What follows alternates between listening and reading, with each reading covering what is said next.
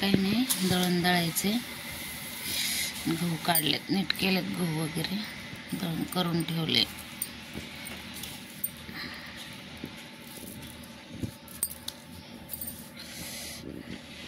आणि अशा भाज्या काल आणलेल्या बघा. आम्ही इकडं राहतो शहरात, पण मग असं खावं लागतं, ताजं ताजं नाही मिळत, फ्रीजमध्ये ठेवून खावं लागतं.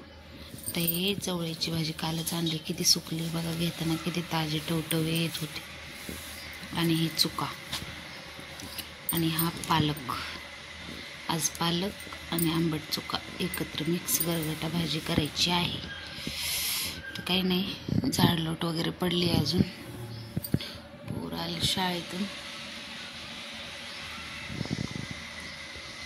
तर म्हटलं करावं, दळण करावं, भाज्या बिज्या निवडावं म्हटलं.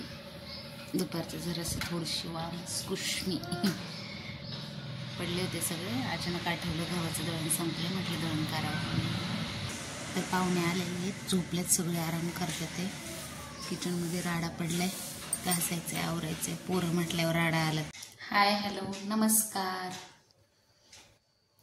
तर काय नाही, स्वयंपाक करायचा आहे. आत्ता वाजले 7:45, पण तरी पण मी बसले अजून. आज थोडी तब्येत बरोबर नाही, पण तरी पण स्वयंपाक करावं लागेल ना.